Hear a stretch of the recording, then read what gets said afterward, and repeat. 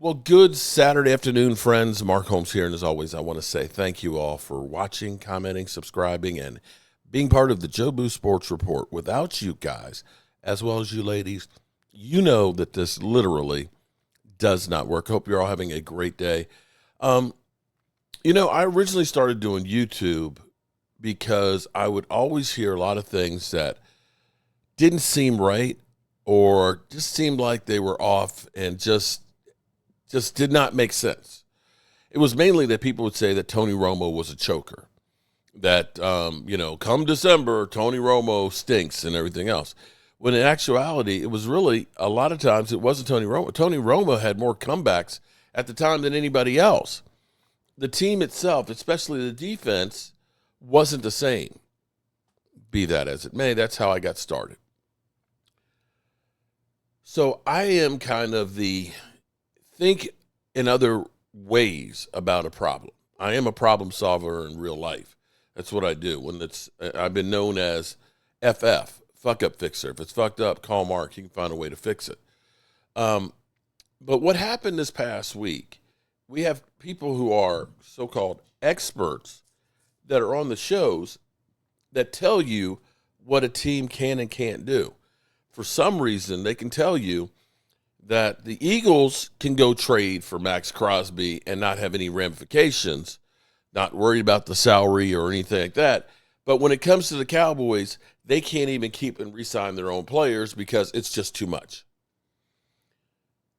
Here's the thing. Kimberly Martin went on about, George Pickens, he's going to want a bunch of money. You can't pay CD, top of the market. And I think she says $40 million. He's not $40 million. He's 34.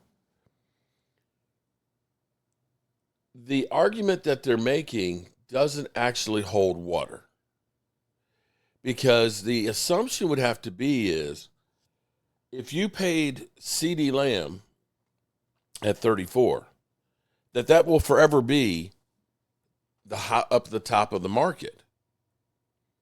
Not taking into consideration that $34 million last year is not the same as $34 million this year. $34 million is less money. I don't know if you guys understand that. Because the salary cap goes up, the percentage of the salary cap is actually lessened.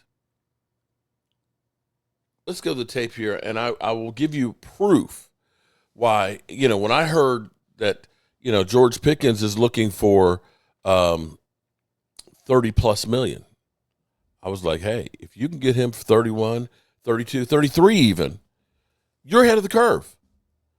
And the reality is, an extra $1 million, $2 or $3 million paying George Pickens for what you get is not that big a deal.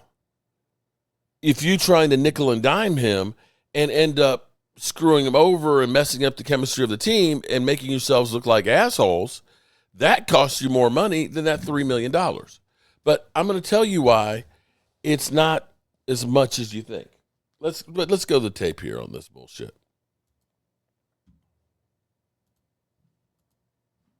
Some game-winning catch, some play that helps us at some point in a season, and that's what you're banking on, those key plays in those key moments. And I think you structure the contract as such, right, Mike, in order to kind of protect yourself against, the possible downside of him not being the same player that he once was. All right, so we think he would be a good fit there. We know George Pickens is a good fit for the Dallas Cowboys. But here's the question. The Cowboys will sign George Pickens instead of tagging him. Would Kmart be shocked? Okay, I actually would be shocked, only because, the Cowboys are paying a lot of pieces, including CD Lamb. And when you think about what you'd want to pay George Pickens, I think organizationally, would you want to pay him like 27, 28? That's around the T. Higgins range. If I'm George Pickens, I want more than that. Yep.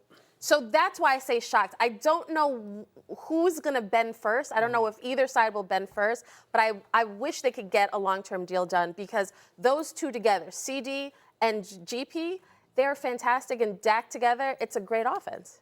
I totally agree with K-Bar from this standpoint. Last year, all we talked about was Micah Parsons, get the deal done.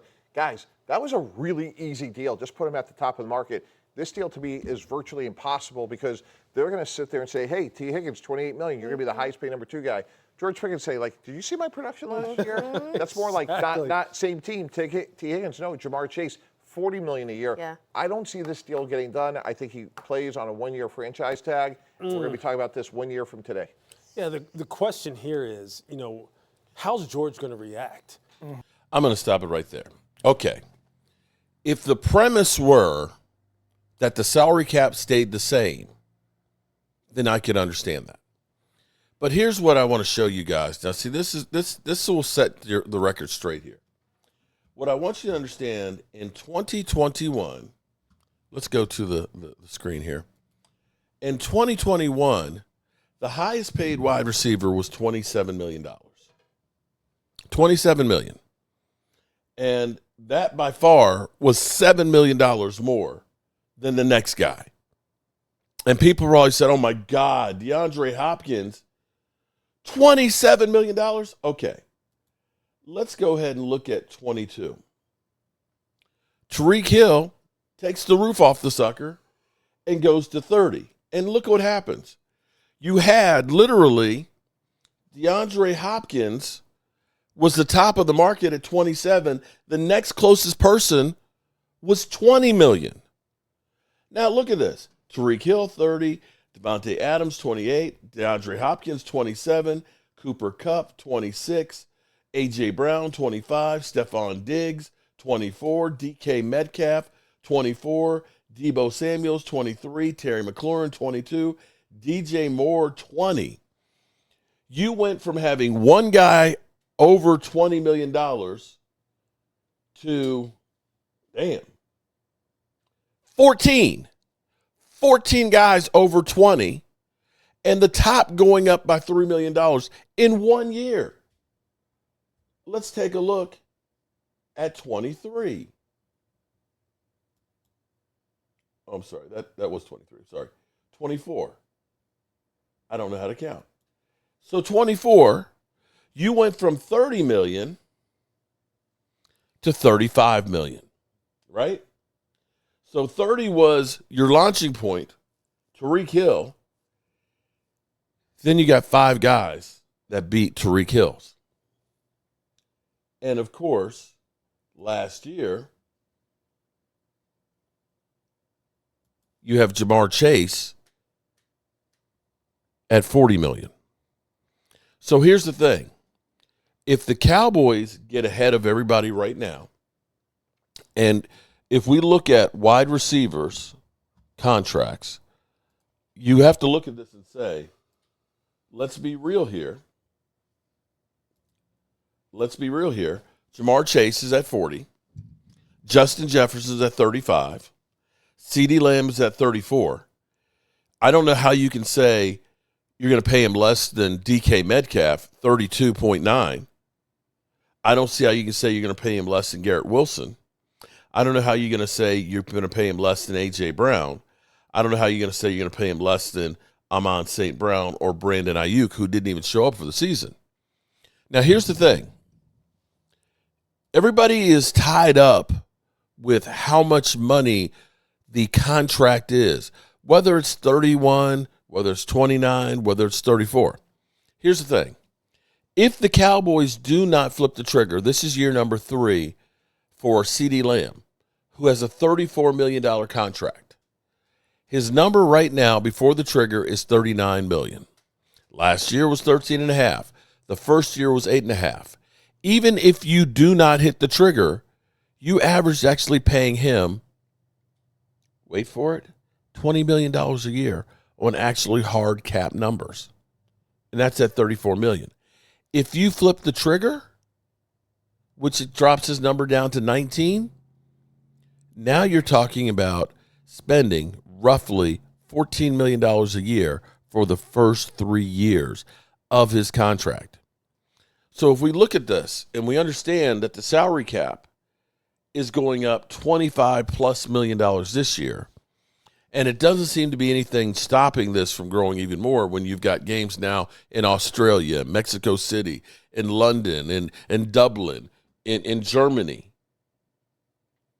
that they're growing this internationally, and betting's not going to slow down, that the salary cap will continue to go up. So it behooves you actually to get a long-term contract. If I get a long-term contract with George Pickens, and understand you have outs after 2 or 3 years depending on how you structure it. We can let Ferguson go after next year after his new contract without much pain. That's the way the NFL works. It behooves you to sign George Pickens now, get his cap number under 10 this year, have the triggers for next year, the year after, and be able to make a play now. To say, oh, well, you can't afford that, when I've seen the Eagles go through and sign everybody, is bullshit. It's just for them to have something to talk about. All right, people, I appreciate you guys for listening, but don't believe everything you hear from ESPN. This shit's crazy.